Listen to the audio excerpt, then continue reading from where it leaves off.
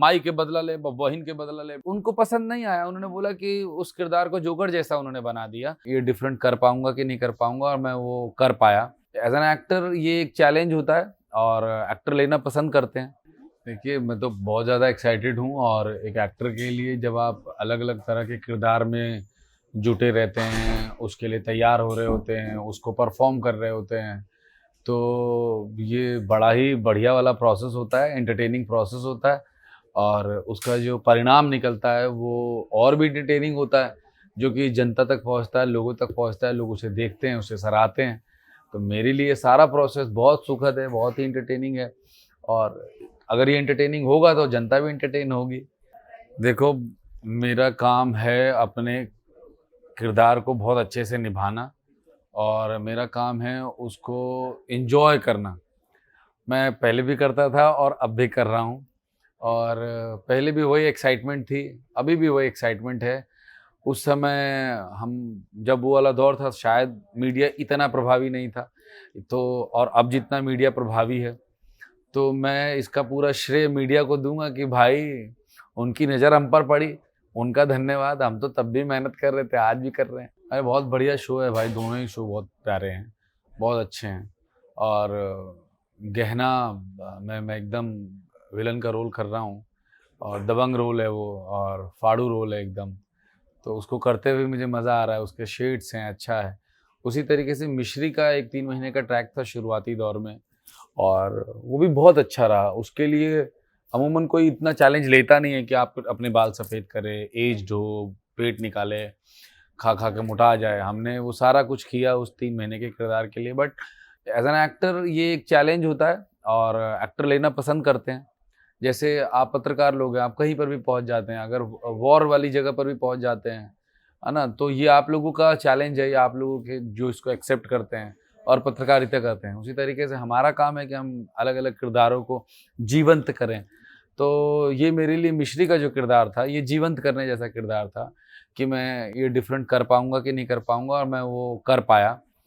तो उसका उसका सुखद अनुभव है। देखो, अब कहीं का कोई रुख नहीं है भाई, सारे रुख एक हो चुके हैं। क्या सिनेमा, क्या टीवी, क्या वेब सीरीज, सब अब वो जो कहते हैं ना कि बड़ा पर्दा ही बड़ा पर्दा है, अदरवाइज सारे पर्दे एक पर्दे हैं। अब पंकज त्रिपाठी जी टीवी भी करते हैं, वेब सीरीज भी करते हैं, वो ऐड भी करते हैं, वो फिल्में भी करते हैं। शाहरुख खान और जब टीवी पर आकर के अगर किसी चीज़ को होस्ट करने लग गए, तो उन लोगों ने, बच्चन साहब ने, इन लोगों ने, वो जो अंतर हुआ करता था ना कि टीवी, वो अंतर खत्म हो चुका है दोस्त।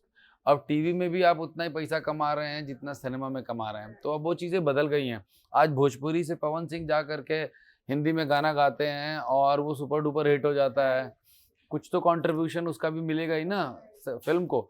तो वो जो अंतर भेद है ना, वो हट गया है। अब अगर एक कोई कानपुर में बैठी लड़की वहाँ पे रील बना रही है और शाहरुख खान साहब उन्हें अपने घर पे इनवाइट करके अपनी पिक्चर को प्रमोट कर रहे हैं, तो समझ लो वो अंतर्भेद खत्म हो गया है, वो अंतर्भेद समाप्त हो चुका है। कहीं पर भी रह करके अच्छा कंटेंट बना करके आप हिट हो सकते हैं। तो हम यहीं पे रह करके अच्छा कंटेंट का हिस्सा बन रहे हैं। बिल्कुल देखिए, संकटे का आतंक था एकदम बढ़िया, सरकटे का।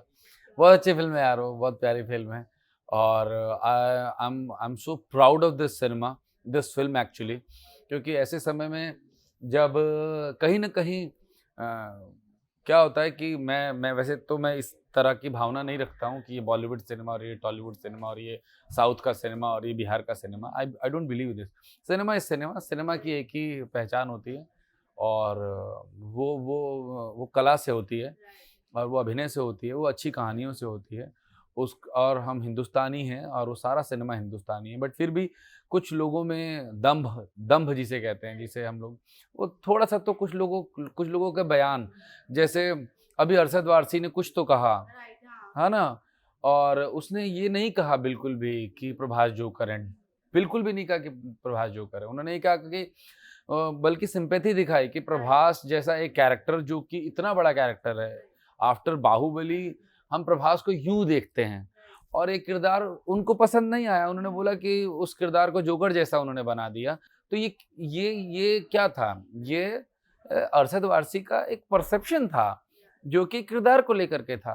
एज़ अ ऑडियंस और एज़ अ व्यूअर उन्होंने हाँ, बोला। और पलट करके कुछ लोग मतलब I am fan of Naini also.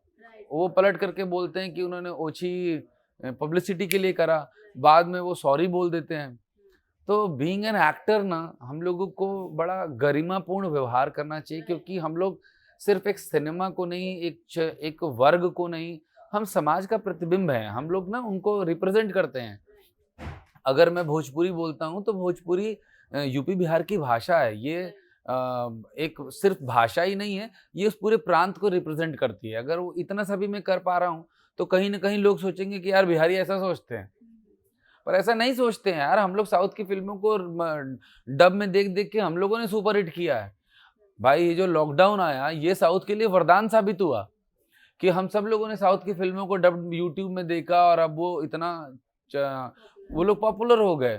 तो ये ग्रैटिट्यूड देने का समय है, ना कि दंभ करने का समय कि हमारा सिनेमा अरबों कमा रहा है, करोड़ों कमा रहा है। तो ये चीज़ नहीं होना चाहिए। हम सब एक सिनेमा है, जैसे कि राजा मौली ने भी बोला कि ये भारतीय सिनेमा है, हिंदुस्तानी सिनेमा है। तो एक्टर का हम लोगों को ग्राउंडेड रहना बहुत ज़रूरी है, हम सब लोगों के लिए, चाहे वो बड़े सुपरस्टार हों, चाहे वो छोटे सुपरस्टार हों। इसीलिए शाहरुख खान है, कभी भी वो अपनी इस गरिमा को तोड़ते नहीं हैं। कभी भी वो उनकी इंटेलिजेंस ही उनकी ताकत है। वो हमेशा हर सिनेमा को बड़ी इज़्ज़त देते हैं, हर इंसान को बहुत इज़्ज़त देते हैं। इसीलिए शाहरुख खान है, कोई दूसरा शाहरुख खान नहीं हो सकता। बच्चन साहब इसीलिए बच्चन साहब है क्योंकि वो हमेशा गरिमापूर्ण व्यवहार करते हैं। तो किसी भी एक्टर को आवेशित नहीं होना चाहिए भाषा में इतना कि वो किसी के लिए कुछ ऊट-पटांग बोल दे। अरे भैया वो तो चैनल वाले बताएँगे, देखो ये उनका एक्सक्लूसिव मैटर है, हम लोगों को तो पैसा दिया जा रहा है, हम जाकर कलाकार हैं, हम लोग चरित्र जी लेंगे।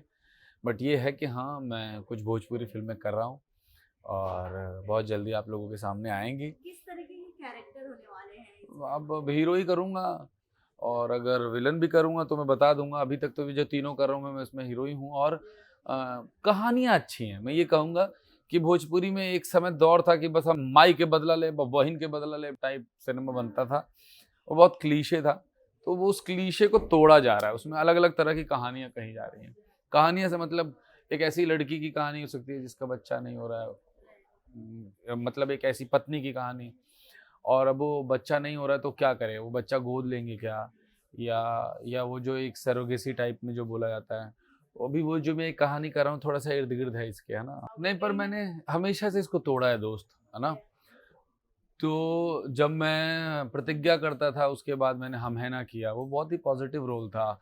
उसमें मैंने कॉमेडी करी है, नवरंगी रे में मैंने कॉमेडी करी है, होंगे जुदा ना हम मैंने कॉमेडी करी है और जय भारती में मैं हीरो बना हूँ। तो मैंने हमेशा उसको तोड़ा है और कुमकुम भाग्य में मैं ऐसा विलेन बना था जो कॉमेडी करता है और मतलब वो कहता है कि देखो तुम्हारे लिए हम अपना खेत बेच दिए, द्वार बेच दिए, हमारे यहाँ 20-20 गाय थी, 5 बैल थे, 18 ट्रैक्टर थे, सब बेच करके तुम्हारे पास आए हैं डार्लिंग, तुम हमको मना कर रही हो। तो मतलब ये इस तरह का किरदार भी किया है। तो मैंने हमेशा उसको तोड़ा एज़ एन एक्टर, उसको ब्रेक किया है मैंने हमेशा और उसमें मुझे सफलता भी मिली है। और मैं कुछ शॉर्ट फ़िल्म्स कर रहा हूँ, जो कंटेंट का कीड़ा करके यूट्यूब का सुपर हिट चैनल है वो। उसमें मैंने 4-5 फ़िल्में करी हैं जो कि जिसमें मैं फुल ऑन पॉज़िटिव और कॉमेडी काइंड का कैरेक्टर्स प्ले करे हैं। अभी मैंने उसमें भी 2 नेगेटिव प्ले करे हैं, साइको कर किया है। तो एज़ एन एक्टर तो ये हमारा काम है, कर्तव्य है कि हम तोड़ते रहें अपने आप को और हम तोड़ रहे हैं। कौन आपका ये ट्रेंड? देखो यार, जर्नी जा रही है। हम मुझे ऐसा लगता है कि we don't decide our destination. Life is all about to keep running, keep walking, keep jogging. चलते रहने का नाम है ये। और इस चलते-चलते जो भी रास्ते में आ रहा है, वो चाय का ठेला आएगा तो चाय पी लेंगे, राजमा चावल का ठेला आएगा तो राजमा चावल खा लेंगे, भूख लगेगी तो खाएँगे ही ना।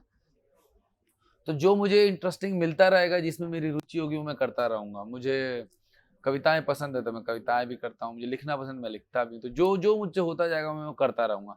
इस कला क्षेत्र में मेरा जो भी योगदान होगा, I should have story to say to my daughter and my son. तो वो मेरी ये वो कहानियाँ बनाने का समय है। मुझे लगता है कि मेरे बच्चे बोले पापा तो ये भी करते थे, पापा ये भी करते हैं, पापा को वो भी पसंद है। तो मेरे लिए वो मेरी जीत होगी। राखी चली गई, मैंने अपनी बहन से राखी बँधवा ली। और क्या बोलूँगा यार, राखी चली गई, वो अपना गाँव, हम अपना घर और वो जो होना था वो हो गया स्वयंवर। और राखी उस बात से नाराज़ थी कि स्वयंवर ये मनमोहन का है या मेरा है। क्योंकि उसमें हमको इतनी विजिबिलिटी मिली या इतना लोगों ने हमें पसंद करा शिकायत, बट जो भी है वो स्वयंवर राखी की देन थी और वो हिट हुआ उसकी वजह से। काफी अभी कोई चिंतन मंथन हमने किया नहीं है, हमको बिग बॉस जाने से थोड़ा सा परहेज है और थोड़ा लगता है कि यार चले तो जाएंगे पर फिर कैसे उसको हम जवाब देंगे, वहाँ की सिचुएशन को कैसे टैकल करेंगे। हर किसी का अपना एक टेम्परामेंट होता है, मैं मस्त मौला आदमी हूँ और अगर किसी ने मेरे इस टेम्परामेंट को ब्रेक करने की कोशिश करी तो उसका क्या क्या ब्रेक होगा, तो मुझे उस चीज़ से थोड़ा सा डर लगता है और कोशिश करता हूँ कि मैं संयम से रहूँ। तो और बिग बॉस एक स्थान है जो आपके संयम को तोड़ता है, तो इसलिए थोड़ा सा मैं वहाँ से बचता हूँ। बाकी जब आएगा तो सोचा जाएगा। मैं कहूँगा कि भाई ये जो यात्रा है हम लोगों के जीवन की, आप इसको एंजॉय करें, आप इसका हिस्सा बनिए पूरे विश्वास के साथ में और एंजॉय करिए एक एक मोमेंट को। मैं तो यही कहूँगा आपसे, अपनी ऑडियंस से और इस चैनल के ऑडियंस से।